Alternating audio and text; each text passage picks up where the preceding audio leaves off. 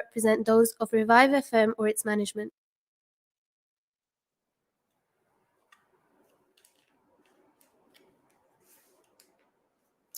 Sisters, welcome to ReviveFM 94.0 on your FM dial with me, Kamara, Muslim Perk, for the Arts and Entertainment Show.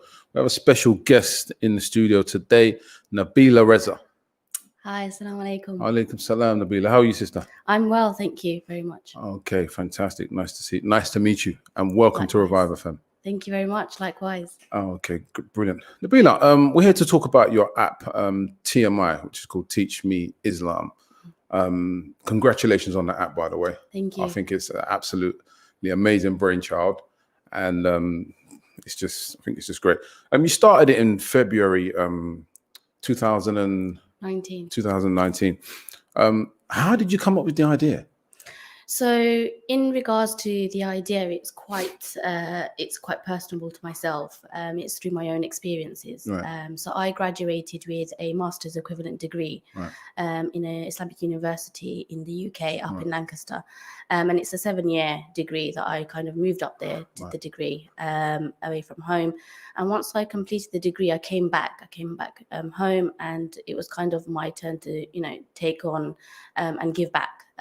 What I believed anyway. And with this degree, it's very, very much about others, how you can benefit other people, how you can make that positive difference. And I've always had that kind of commitment where I always said that I would like to do something where my day job or my daily kind of commitment is to help others and to benefit other people.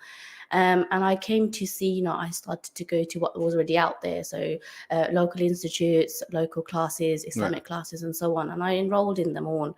However, at the same time, I was also a qualified teacher. Right. So I was teaching at state schools and private schools on the side as well. Right. But I always did, due to my own community, family and friends got the word round that I've just completed this degree and they wanted me to teach them or their children. Okay. So I did it for, out of my own will. I was more than happy to do so. Right. And that's where I came to see of the mass kind of market, gap in the market, where parents and even adults were looking for qualitative Islamic tuitions, specifically on like the one-to-one basis, where they were able to really connect with the tutor and understand the background of the teacher as well, and just learn in a very holistic way, where it was, the teaching methods were tailored to the students' needs rather than this is the way that we do it, and we're going to keep to it. So through my own experiences of now 8 years of teaching, I came to that realization and thought, hang on a minute, the society that we live in at the moment, everything you can get by a touch of a finger. For example, if click you of a want button, food, exactly, you name it, a nanny, food, anything. So I thought, why can't we have that for this service? And that's where it pretty much came up, where nobody else out there was doing it, and I knew like-minded teachers like myself, female and male, who were British educated and young scholars that were graduating, and alongside their professional job, they're bankers, lawyers, etc. in the daytime, but they always want to still give to the community, and there's no platform that kind of allowed anyone to join on that flexible commitment wise as well. So that's where it came from. Fantastic. Sure. Where are most of the teachers from? Are they all UK based? Yes, so all of our teachers are British, UK based teachers. We have currently got over 100 teachers that are across the whole of UK, including Scotland and Wales as well. Impressive. I think one of the things that we found growing up when we was taught Islam, in the masjids and stuff like that, was the fact that the teachers' English wasn't up to standard, so we couldn't really grasp what they was telling us. It wasn't their fault. Yeah, they came from Egypt or they came from Saudi and different countries, and they're trying to teach us, and we're like, we can't understand what he's trying to say in terms of translating it to us. Okay, you're teaching us the Quran, you're teaching us Islam, but in terms of us really engaging with them, I think it was very, very difficult. Yes, no, definitely. And that was one of our main points when I started teaching Islam. I wanted to solve this gap barrier, kind of, there was young British educated teachers where they've studied it and grown up pretty much in the same society and social environment as the 21st century, social media being one of them, a tech-based platform being another, even children and even youngsters, especially teenagers, the ages where it's a little bit not embarrassing, but you've got that awkward stage where a lot of people, they don't want to go back to revisit their Islamic education because it's like, oh, I did it a long time ago. Someone's going to laugh at me if I go, You're going back to Aleph, Ba, Ta. Exactly. So we wanted to really show that there is actually there's no time period. It's never too late, as the cliche goes. With Islamic education, you can pretty much start it from whenever. And that's the beauty of it, because it restrict you to, there's no time period that once you past this time period, that's it, you can't study anymore or you can't revisit it.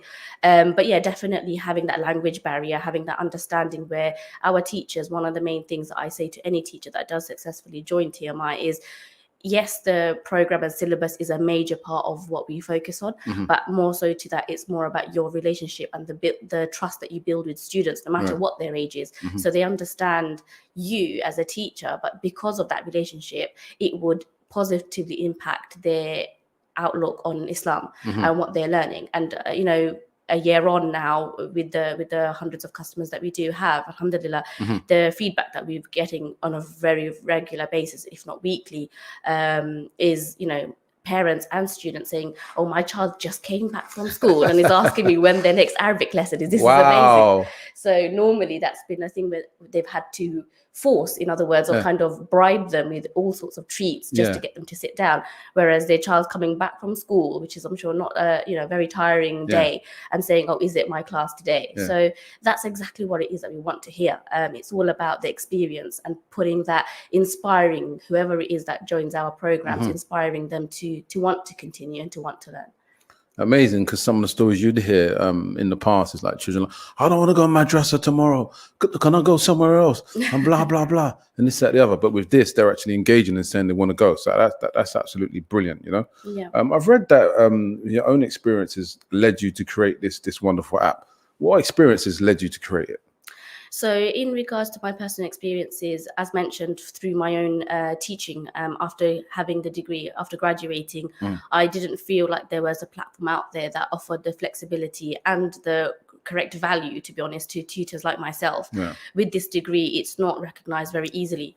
And specifically within the UK, it's specifically to female, unfortunately. It's quite male dominant. I mean, there's nothing wrong with that. Everyone's still doing great stuff. It's just that there were so many, the university I studied at, every year there's around, I lived with 500 other girls. And every year there's hundreds of people graduating, but there's no platform for them to go to unless they have to go and just, take what they've got, which is these institutes that is quite rigid, doesn't allow them to grow as a tutor, doesn't allow them to bring things to the table and so on. So one experience is definitely on that aspect in terms of my experience. The other thing I would say in regards to myself is my personal experience is of one of my dearest siblings. So I lost one of my elder sisters. Oh, right. Sorry to hear that. Thank you. Around nearly 7, 8 years ago now. And she was the biggest inspiration. I mean, she still is. And she loved the whole concept of knowledge. She used to study on her own. She was, at that time, there wasn't many Islamic institutes or many classes, etc. out there. But as soon as she found out one, she was onto it. And she always wanted to inspire people as well. It always about giving back. She was such a selfless person. And she always said to me, Nabeela, I want you to go all the way. And I want you to do everything that you can achieve in life. MashaAllah. And I think day to day, starting teaching me Islam, it started off with her intention. So inshallah, every single student that does come on to teach me Islam is a sadaqah jariyah for her, for us most. So yeah. Sadaqah jariyah for yourself as well. Nabeela, some people think that Islam is a strange and weird religion, and the Prophet Muhammad ﷺ said that the religion of Islam is going to come back like a stranger, and he also said be in this world like a stranger. But what you've done with this app is absolutely a game changer for a female in Islam to come up with the app, because mostly from what I can see, it's mainly the males that do you know what I mean, that come up with these kind of things. So for me, it is definitely an absolute game changer. Thank you. I mean, I would like to hope so.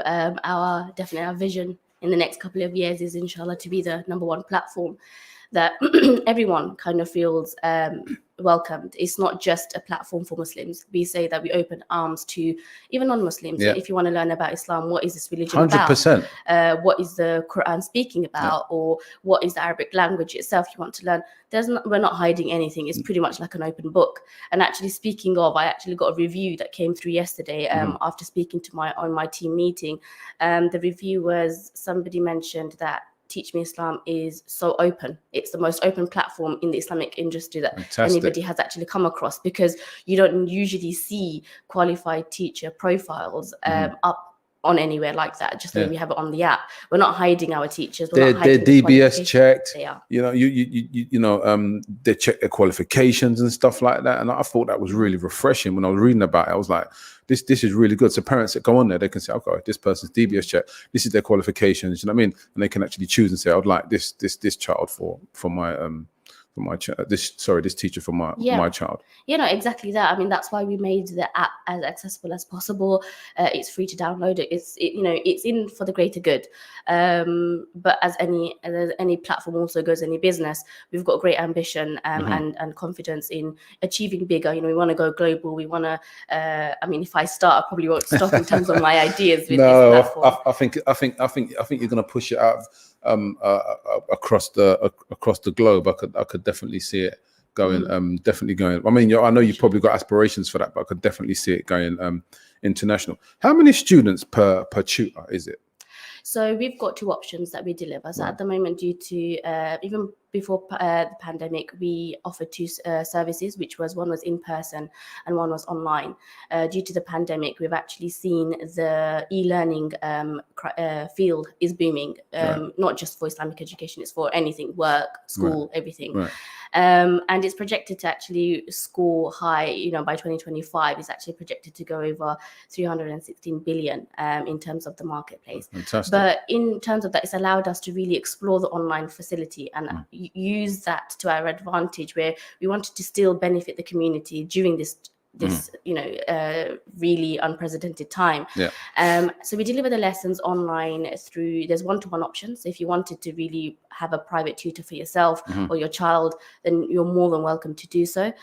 Or we also have small online group sessions, which we introduced just within the pandemic, and within a couple of months we've actually got 12 fully booked classes. Wow. So it's really, really amazing. And the reason why I think we saw has gone ahead is, for me, it was always about the quality of the lessons. It was about the quality of the teaching. It was what the students were achieving at the end of it, or through each lesson as well. So our classes are capped to just 6 students, so we don't go over that. And it's, within that time they do peer learning and group learning, but also one-to-one is still provided within that session as well. And I think that's what's taken a lot of interest, because there's a lot of mass learning in normal institutes as well, even online as well. So having the fact that they've got that one-to-one attention, where it's a smaller group than normal, but they're also able to make online buddies through this, and also kind of thrive together.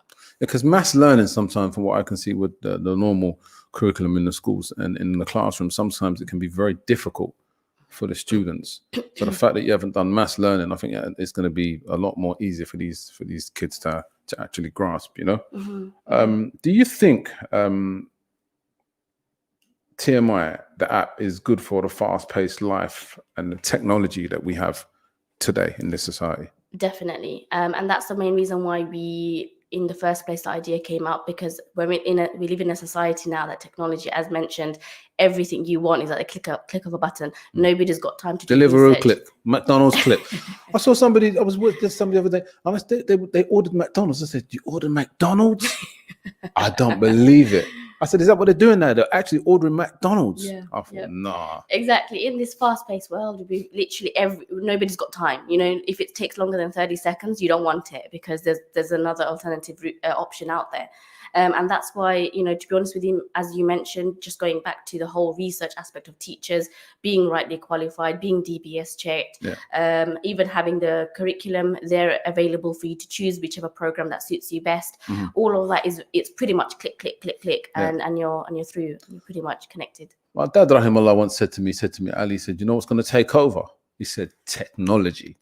And he was so right. Like today, technology is just like taking over everything. You know, it's really taking over everything. Who does this app cater? Does this app cater for? Is it only like is it adults only? I mean, sorry, is it children only? It's adults can actually get involved in this as well, right? Yes, no, definitely. Because a lot of the adults are scared to learn at a certain age. Like, of course, do you know what I mean? Definitely, we've had so many of them. Speaking of, we've currently got, on a monthly basis, we are completing hundreds of lessons, around 500-600 at the moment, and from that is our age group starts from the age of as young as 4 years of age for a child, but it goes all the way up to adult and elderly as well. So at the moment we've got adult male classes, brother classes that are delivered by one of our male tutors, and from the feedback that I hear back is they absolutely love it, because not only are they, they've created this whole new brotherhood together, but this whole reservation of feeling embarrassed and reserved at the beginning because everybody felt like they were worse than each other. In other fact, they soon came to realize that our teachers really do cater for each person individually. So it's not like if you don't know it, you're going to hold the class back. It's not a competition. It's not a competition. But then again, at the same time, for children, on the other hand, we say that time. it's good, healthy competition. It's in a form of encouragement, but at the same time, it's not something to stop you from going ahead. So we cater for adults and children. We've got female adult classes, male adult classes, children's, and our youngest group is ages of 4 to 6 year olds, and they absolutely love it. Brilliant. The wonderful thing about Islam is that even no matter how old you are, you can actually still go back and try and learn the Quran. I was reading a story one time where this lady was 60 something plus, and she took her time. I think she was living in Riyadh or something. She took her time to go back and learn the Quran, and she actually became a Hafiz. So today, if we really want to, with apps like Teach TMI, like the app that you have, people can go out there and actually learn and go back and learn the things that you actually don't know, especially if it's very accessible as what it is, and it's so easy to grasp and stuff like that. Because one of the things what I found with people that wanted to go back and learn Islam, it was so difficult for them. Like they pick up books and they'll be like, I can't do it. They'll start for a little while, start a class, and then they'll put it down. They'll join something else and then they'll put it down. And with this, from what I was speaking to some people about it as well, is that a lot of people have found it very good to grasp, especially the older people as well. Because somebody said something one time, when you get a bit older, your brain is not as fresh as the younger people. Do you know what I mean? But I don't believe that's true. I believe it's all down to yourself and whether or not you want to push yourself to get the Islam if you want, or to get the Arabic if you want. Because I went back to study with one of my teachers, and because he was such a good teacher, he taught me things I didn't even know that I could learn. Do you know what I mean? He was teaching me like tajweed. He was teaching me, damha, fatah, karsa. He was teaching me all this stuff, and the way he broke it down for you, everybody was grasping it. Do you know what I mean? So it's possible. Do you know what I mean? So brothers and sisters, if you're listening, don't give up. It is so possible. You can go back to learn, even at no matter what age you are, whether you're 30, whether you're 40, whether you're 50. Nabeela, we're going to go to a break, and we'll be back after the break. Brothers and sisters, you're here on ReviveFM 94.1 on your FM dial, Kamara Muslim Pratt. We've got Nabeela Raza in the studio at the TMI app teaching Islam. Minhaj welfare foundation में आपका अतिया जिंदगी की उम्मीद आपकी मदद से मुमकिन हुआ दुनिया भर में 30 लाख से ज्यादा खवातीन, बुजुर्गों और बच्चों तक साफ पानी की फ्राहमी, मुतासरा इलाकों में हंगामी इमदाद, यतीम और बेसहारा बच्चों की दादरसी। इस साल हम आपके ताउन से और आगे बढ़ना चाहते हैं। अपनी ज़कात, सदकात और खैरात के जरिए इन मंसूबों का हिस्सा बनिए। अभी कॉल कीजिए 0300 3030 777 या हमारी वेबसाइट विजिट करें www.minhajwelfare.org. COVID-19 remains highly contagious, and even people without symptoms can spread it. So we need to keep using hand sanitizer in shops, keep wearing our face coverings on the bus, keep making space at the school gates. And now we're indoors more, we should let fresh air in to help blow COVID-19 particles away. Let's keep doing all we can to protect each other and help stop the spread. Remember, hands, face, space, and let fresh air in. Waiting to become a mum. It's a funny time. New things to think about, new feelings, and sometimes new worries. If at any point something just doesn't feel right, we've got a simple message. Just speak to your midwife. They're ready to see you safely. And if you've got a checkup booked in, rest assured, we've taken all the necessary steps to look after you and your baby. Just be sure to see us. Your NHS maternity team. Help us help you. If you want to advertise your business on Revive FM, then visit www.revivefm.co.uk. Alternatively, contact our sales team now on 07944 56 5616. That's 07944 56 5616. Businesses, time is running out. Starting on the 1st of Jan, anyone who deals with Europe will have to follow new rules on exports, imports, tariffs, data, and hiring. I know we've all got our hands full right now, but basically, if any part of your business crosses borders, you need to do something about it now. This is happening. So make sure you have everything covered. We haven't got long. Start now at gov.uk/transition. Check, change, go. We're facing the biggest health challenge of our generation, and we've shown that together we're stronger than ever. But to keep making a difference, we need to support each other. If you're a man and you've had coronavirus recently, then you might just have the antibodies to help save lives in your blood plasma. That's why we urgently need men to donate. Giving blood plasma is safe and easy. Be the difference.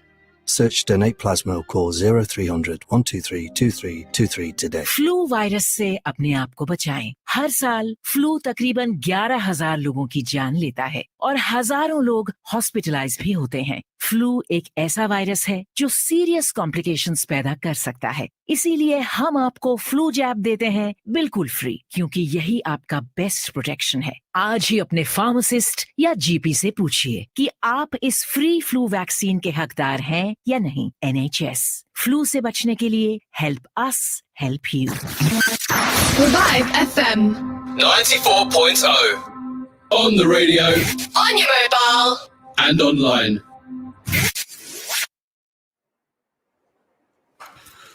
Sisters, we're back after the break, and we've got Nabeela Raza on the show today, the founder of the Teach Me Islam app. Nabeela, welcome back. Thank you.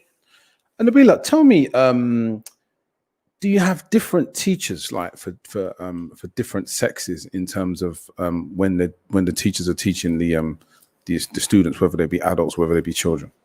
Yes, no. So all of our teachers that we have on board, they go through a very robust and thorough registration process. So we have got a very high criteria in terms of we ensure that the teachers are rightly qualified to teach our programs. Right. Not only that, their experience also kind of echoes their profession and passion. And on top of that, they do need to be DBS certified. But at the same time, these are the teachers that have, once you've got the degree, likewise myself and there's many other degrees similar, you automatically kind of come back, and as mentioned, teaching children and adults of different ages is something that's quite normal. Right. So these teachers already kind of have that experience in terms of they'll be like, yeah, I've got already got experience in teaching children and adults. So majority of our teachers cater for all, so they're pretty much certified. However, some teachers might be, their forte might be adults or teenage ages and above. So what we do is we do categorize them, and when it comes to the app or a customer that's of a certain age, then we will just push them towards the direction. We will kind of say to them, you're more than welcome to contact these teachers because they will be more suitable for you, and they take it first. So is it not a strict code that a lady female teacher will teach a boy or a girl? How does that work? Oh yes, so in regards to that, in terms of our obviously Islamic rulings, a female teacher can teach a boy up until the age of around teenage ages, and likewise for a male teacher for a girl. So apart from that, we still manage to cater for that period through having male teachers to take over for boys and female teachers to take over for girls. Oh, okay, fantastic, brilliant. Going back to your education, I read somewhere that you were privately educated.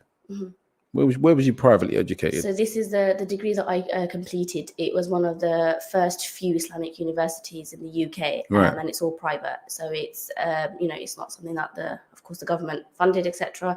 So I did move up to Lancaster for 7 years to complete this whole degree, and it's pretty much like a private facility where only those that really want to pursue this kind of degree, they're able to do so. Is it a big a big university? Is it? Yes, it is. I actually, when I first went there, my elder sibling also attended the same university as myself. Right.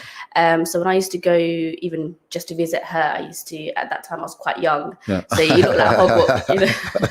So when I used to go, when I first went, I thought, wow, Hogwarts, you know, it's just the staircases don't move. Right. But no, it's a massive university for sure. There's, you know, acres and acres of land, and Brilliant. our neighbors and best friends were the farmers and cows next Wow, door. So. wow. What's the name of it? Because, you know, it's somewhere that you've studied and, you know, you've got your education. What's the name of it? Because you never know. There might be a young lady out there or a young sister out there that wants to go and study and wants to follow in your footsteps and go to a school like this where she can get an Islamic education and study for 5-6 years. Because some people want to do that. They don't want to go through a normal mainstream university. They want to do what you did. So what's the name of it, fella? So the one I went to is called Jamia Al Kawthar, Okay. and it's university up in Lancaster. There's many now, you know, 10 years on, etc. There is actually possibly, you know, 6, 7 more, Right. And that's not just 7 for females, 7 for male as well. So there's lots of universities now available, very Brilliant. similar to my one.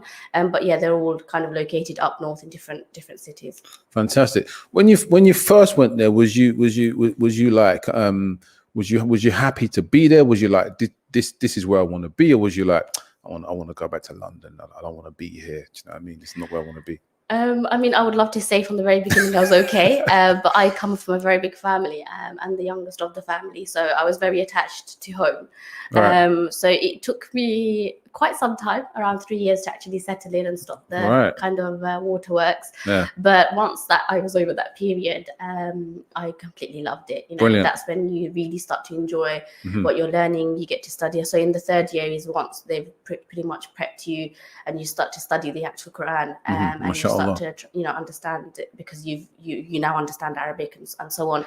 So from that then on, I really started to connect to the actual degree, and every day was great. But after that, because it kind of makes you stronger, doesn't it? Being away from family, studying where you don't have that. Somebody said that when you come out of your comfort zone, that's when you know the real you kicks in, basically. Because a lot of people are in their comfort zone, and they're in that comfort zone, and they never come out of that comfort zone. So they never tried and tested in terms of what your raw ability is.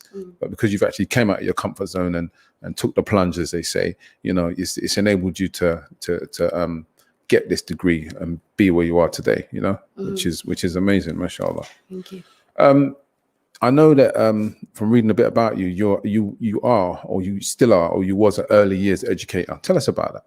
Yes, so after I completed my master's from 2014, right? Yes, yeah. So once I completed my degree and I came home, as mentioned, there was a lot of things that I wanted to do, and the degree that I had qualified with, it wasn't necessarily recognized in every field at home. So in terms of teaching or even going into counseling, etc., I had different ambitions at the time. But I was told that, yes, you've got this degree, however, you need to do an XYZ qualification just to qualify it fully. So instead of me just kind of taking, you know, sitting back and thinking, I'm not going to do more further studying after 7 years, I just thought, no, I don't want any doors closed. I want to keep them, as many of them open as for myself. So I went on to doing Open University undergrad degree. It was all online, and I completed that within 2 years, which then qualified me to be an early years educator and a primary teacher. So that allowed me to then go into, in terms of my career, I went and taught in I was a qualified teacher in many schools, from nursery to primary ages, and some secondary as well. So you really enjoy teaching, it seems like to me, like that's your forte. I mean, the funny thing is, I mean, you know, if you were to speak to any of my siblings, as a very young child, I used to come home apparently and role play as a teacher on the staircase. So I can believe that. But you see, what I learned from one of my friends, Mishka Abu Hassan, who's a teacher and an imam, is that he loves teaching. So for you to be a teacher, you have to like teaching. Like when he was teaching us, he would stand in the classroom and he would make jokes with us, and he would tell us the letters and this and that and blah, blah, blah. But he actually loves teaching. Do you know what I mean? And for me, from what I can see, to be a really good teacher, you have to love it. No, definitely. I think that's my biggest kind of not motto in life, but you have to have passion for whatever it is that you do in life, because if you don't have passion, it will just be a burden on you.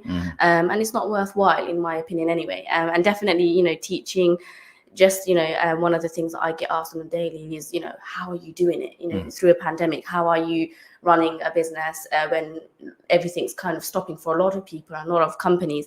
And I say, because at the end of the day, I'm getting people that are coming back to me and saying their child is learning XYZ amount, or just that one feedback where a parent or a student themselves thinking, thank you so much, you don't understand how much this means to me. That itself is the best feeling, and it's the most rewarding. And I think that drives me to keep going each day, for sure, to keep giving, and to, you know, even if it's helping one new person a day or a week, that for me is a done deal. Yeah, because the fact of the matter is, if you know, these parents coming back to you and saying to you, hey, my child's learned so much, they learn how to make wudu, you know, they know they pray to Raqqa before Fajr, they never used to do that, you know, they know what the sunnah is for this, they're understanding that, and subhanallah, you know, they know the dua before the prayer and this, that, ever. It must make you feel great inside to know that these children are actually learning this. And for the parents as well, when they see their children learning this kind of thing, it's even better for them at home, because it brings barakah into the home if the people are praying as well at the same time. So yeah, I think it's absolutely amazing. When did you realize that, hey, this idea, TMI, it's born? When did you realize that? Because you probably finished your uni and you've got the idea and you're like, hey, this is my next move. When did you actually realize that? Well, to be honest, I didn't know straight away after I came back, because I didn't expect to have the experiences that I did, you know, in terms of I worked in lots of Islamic institutes and so on. I mean, I enjoyed my time there, don't get me wrong. You still miss the students and the kind of relationships that I made back then. And it's those three experiences that made me who I am today. But it was certain things, such as mentioned, you know, a female's point of view wasn't always taken, or constructive kind of strategies. Why is that? I mean, I wish I could answer that. Is it because I'll answer it for you. Is it because it's like a male kind of dominated view or field? Possibly. With these institutes, I think it's just that the structure of these institutes have been made from many, many years ago, and centuries and decades, and hence why they don't necessarily want to change it, because obviously it's working and it's going well. I mean, it was, the students were still learning, they were still benefiting from the services. It's just that as a young scholar who's just graduated, I felt like I wanted to just relate to the students a little bit more. I had a few suggestions, and I wanted to grow myself within the field, but it just wasn't always seen to. So I thought, okay, how can I, not just for myself, but how can I provide flexibility and this room for growth for anyone like myself, specifically female and male tutors, to be honest. And that's why I just wanted to bring the whole equality as well, the aspect where Islam actually teaches equality, and it stresses on that, and it shouldn't be seen as, it's male dominant, so women leave them to it. If there is something that you can do to benefit, why not? And that's where we've kind of thought with Teach Me Islam. I thought I actually started Teach Me Islam as female. It's very female based. All of our teachers at the time, which was around 60 to 80 teachers that I registered, they were all female. So even till today, 92 to 93% of our tutors are all female. But we welcome male as well. There's no restriction in that. It's a platform for all. And as mentioned before, I say that for the student base, customer base, but also for the teachers as well. Really want to kind of make it a platform where instead of dividing communities or dividing sectors apart, it's more of uniting, because as Islam teaches, the main thing it does do is about unifying. And that's what I really wanted to kind of bring towards our communities, offer it to that there is a platform that is for all, especially within the Islamic sector. There's just so many different groups and opinions now that people actually do turn away, or are turned away if they don't follow a certain group or thought. So when we actually get it, it's a bit mad, isn't it? Believe it or not, I get these questions. Is it? I know what you're going to say. It's like somebody would say, "Well, I follow this way. Because you don't follow that way, I'm not gonna be part of." We can't facilitate. Teach Me TMI. I'm not gonna be part of Teach Me Islam. Basically, I mean, I just think that's a bit ridiculous because, you know, in Islam, as we know, there is difference of opinion. Mm-hmm. And the reason why there's difference of opinion, I believe, amongst the ulama and the scholars is because not everybody's going to agree on the same thing. You know, I've prayed next to people that are Hanafi and the guy will move his foot away from me. And I'm like, okay, if you want to move your foot away from me, that's absolutely fine. I pray next to somebody that's Sufi and, you know, they might have a dhikr bead in their hand. Do you know what I'm saying? Mm-hmm. You pray next to somebody that's Salafi and you right up close against your foot to foot, shoulder to shoulder. But, you know, that's the beauty of Islam. Everybody sometimes will take from their scholar or from their sheikh or whoever they perceive to be, you know what, I like to follow this way. And as we know, you don't really have to follow a madhab if you don't want to. Do you know what I mean? The Prophet ﷺ didn't say, you have to follow this madhab or you have to follow that madhab. Yep. He didn't say that. He said, follow the Quran, follow the Sunnah. Mm-hmm. And he said, I've left you with these two things, the Quran and the Sunnah. And he said, his day is like his night and his night is like his day. You can't leave the both or you will definitely go astray. Mm-hmm. So we need the both of them because that is what gives us this balance. Do you know what I mean? Obviously, there's some things in the Sunnah that people would differ with and argue about and this, that, the other. You know, I think there was one thing, was it trousers, you know, shouldn't be above the ankles. And then there's some ulama, Sheikh Albani said, no, it doesn't have to be like that. You know what I mean? Even in the niqab issue, Sheikh Albani said, women don't have to wear niqab because the Prophet didn't order it. But when he was in Saudi Arabia, I think, they kicked him out of Saudi because he was not of the opinion that women have to wear niqab. I mean, we could go endless. There's so many topics, but it's that thing where we get it. We do get some parents and some students that are very, very firm and they are very strict on it for themselves. Mm-hmm. You know, what madhab do you follow or what group do you follow? And simple, what we respond is we follow the Quran and Sunnah. All of our references are from there.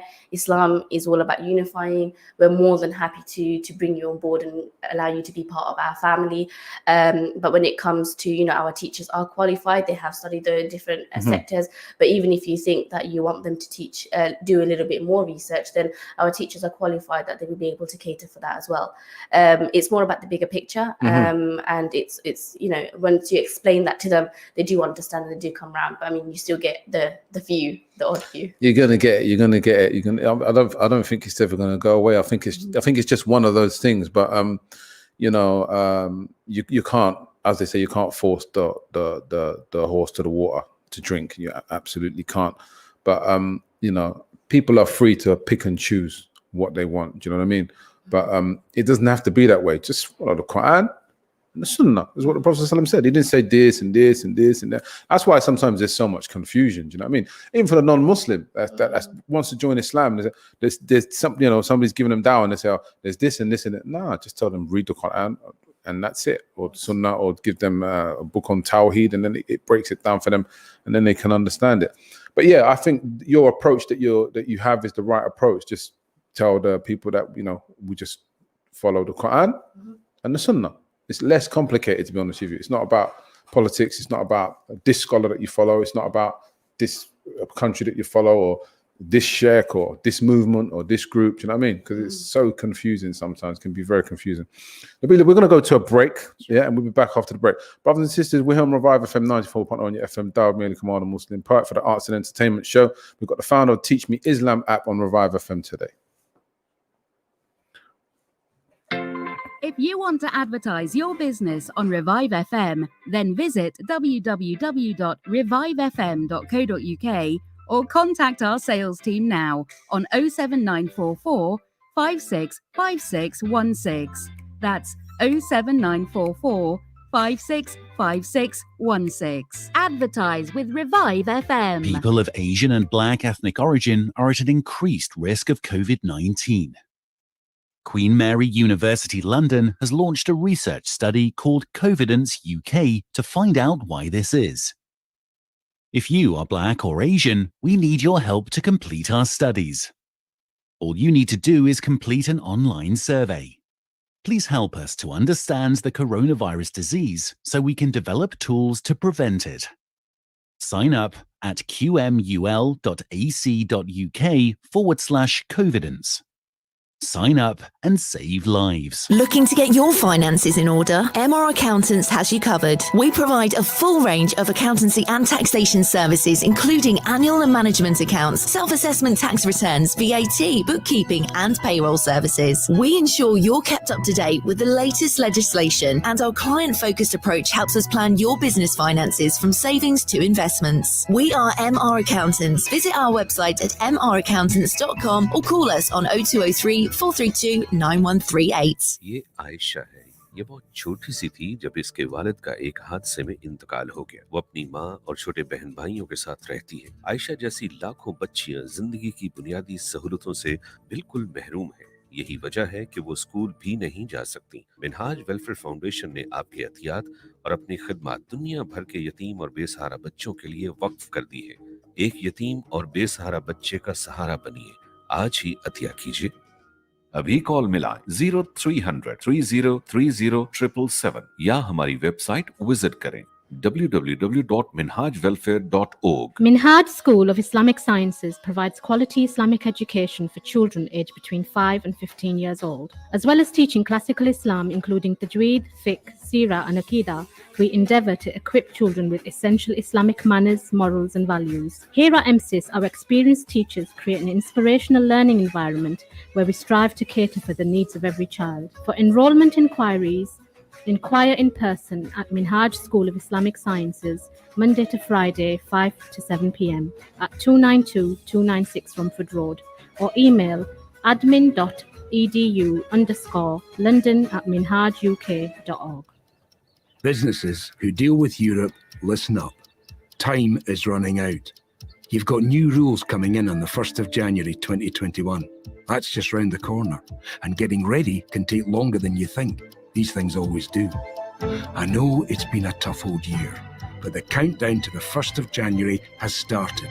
Don't get left behind. Start now at gov.uk/transition.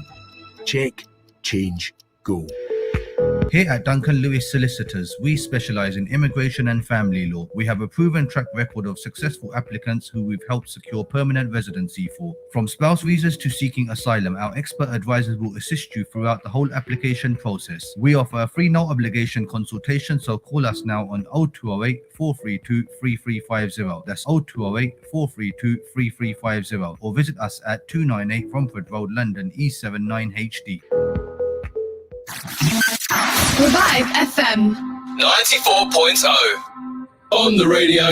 On your mobile. And online. Sisters, we're back after the break. We have Nabeela Raza, the founder of Teach Me Islam app, here on Revive FM 94.0 FM dial with me, Kamara, Muslim poet for the arts and entertainment show. Nabeela, welcome back. Thank you. So tell us a bit about your family life, and I know that your mother was a great inspiration in terms of like teaching you Islam. Yes, no. So I was very fortunate and lucky. As a child, my mother was my first teacher. As they say, a mother is the first teacher for any child. Anyway, however, many years ago, when I was very, at the ages of 9 or 10, I didn't have to necessarily look for a mosque or an institute to go to, because my mother was kind of that. We used to have the local children around the area at the time. I think it was around possibly 10 to 15 students, boys and girls of all ages. Right. And mom pretty much managed us all. She taught us everything that we know, to be honest, from the basics. Brilliant. Learning us how to teach, taught us Arabic, taught us the fundamentals of Islam, and we did it in a really fun way. So it's very different back then, because number one, to learn at home from your own mother was a very rare occasion. Yeah. And number two is just to be able to enjoy it. So the students and the children, it was all from the neighborhood, and everyone used to love even attending. Fantastic. So, yeah. Fantastic. And I know that teaching is a big part of your family. Touch on that as well. Yes, so I come from a big family. I'm the youngest of 7 siblings. I also come from a family of entrepreneurs and teachers, to be honest. So even though all my elder siblings, specifically, I've got 5 sisters, and alongside their professional jobs, they also do teaching. From no brothers. Elder brothers. They're not teachers. They're entrepreneurs. So 2. Yeah. You lot must give them a hard time. So yeah, brothers are businessmen with their own ventures, very successful ones. Allah Mubarak. And then we've got my sisters. So alongside their normal careers and professions, they also, my elder sister is a homeschool officer. She homeschools. Brilliant. Homeschools her children. Sure. Yes. She's been doing it for many years now. I've then got the rest of my siblings also in education, head of special needs, working with schools around London, East London. Also got a sister that's alongside her normal professional job. She also has a side business regarding teaching professional adult women specifically as well. Fantastic. As an education? Yes. Islamic or? Islamic, yeah. And you said your sister teaches special needs. What kind of special needs? So she worked with special needs children of all kind of disabilities and kind of the special kind of help that they require. Mhm. At the moment, she works for the council at Tower Hamlets, just supporting lots of different schools and students that require the right facilities. Fantastic. Amazing. You said that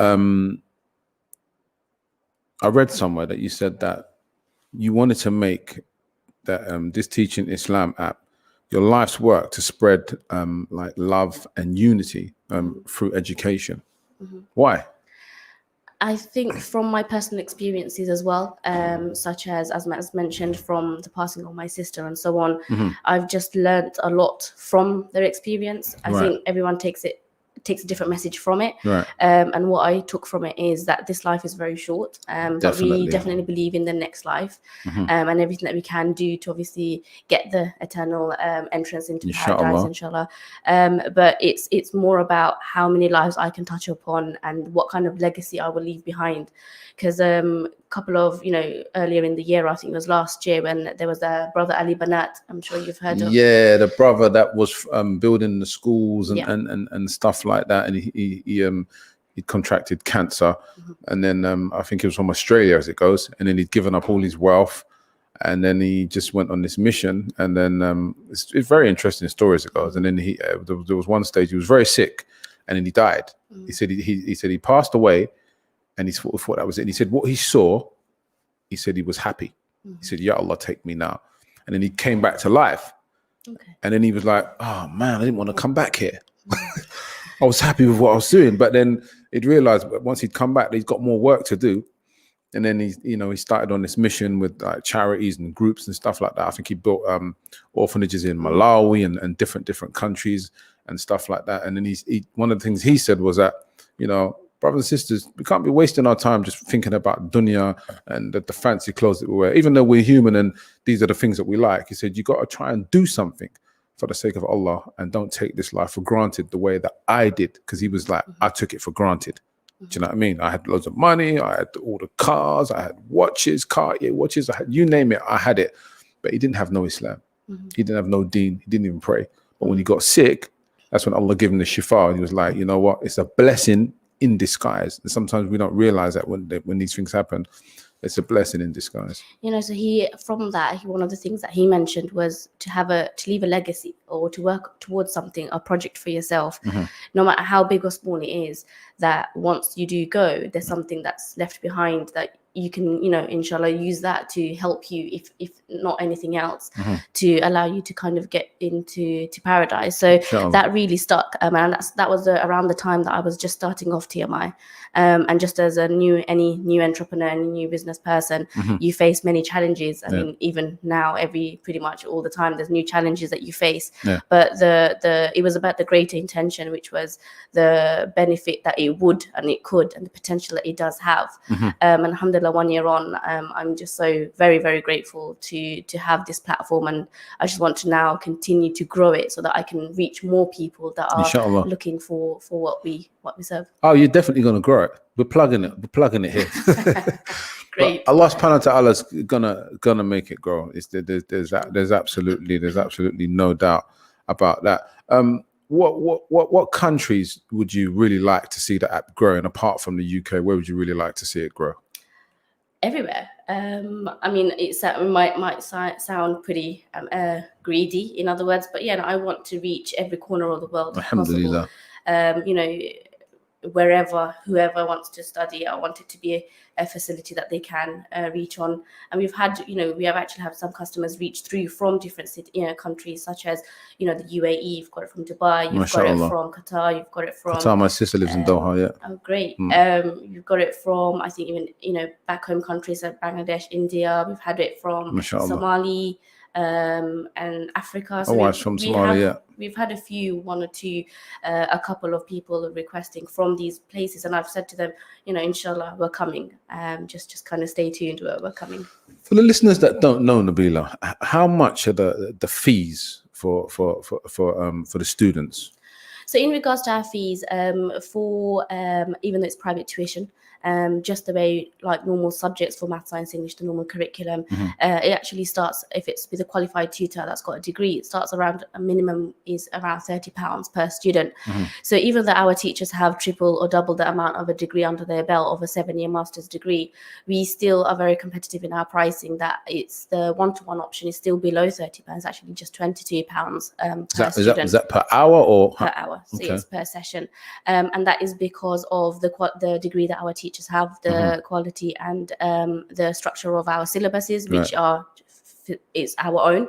We don't copy any other institute. And likewise in terms of the kind of the time and effort that goes into it. But at the same time, to accommodate for the current times that we're in at the moment, we have online groups of classes of just, as I mentioned, a cap of 6 students, which is a very small class, still ensuring to provide that qualitative teaching methods, and that's just at £5.50 an hour. And it's a 2-hour lesson. So yeah, that's the one that's in demand at the moment. And yeah, I'm just glad that we're able to facilitate and continue to benefit the community. Brilliant, absolutely fantastic. I personally think there's a lot of countries that Islam is growing as a religion. So as that continues to pick up, your app will definitely be one that will be looked at. And I mean, even the non-Muslim society in the UK, from what I can see, that would definitely want to pick it up and be like, you know what, we're interested in this. Is it available on Amazon as well and stuff like that? Those kind of platforms? Not yet. So at the moment, it's just exclusively on the app. Through the Teach Me Islam app that we offer our services. But yeah, it's a free app that's available to download for anybody across the UK at the moment, including Scotland and Wales and Northern Play Ireland. Store? Is it on Play Store? Yes, so it's on Play Store, App Store for Android, and Google Play. App Store for iPhone, and Google Play for Android for sure. Okay, so anyone wants to download it, you heard it. It's on Google Play. It's on App Store, and it's also on Play Store as well, right? Sure. Yeah. Okay, brilliant. That's absolutely fantastic. So Nabeela, tell us what's next, because I reckon you've got something else up your sleeve apart from this app. Is there another app coming after this? Well, or you don't want to tell us now?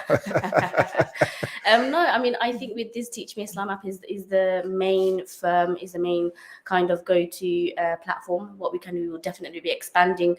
We've got full intention of offering lots of other services on our platform, inshallah, in the coming years. Inshallah. Such as counselling, support for mental health, anxiety, depression, fantastic. Other stuff such as even normal subjects as well. To have this app kind of used for that. So yeah, I mean, it's limitless, and as I mentioned, I've got so much up my sleeve that if I could have it all out today, I definitely would. Right.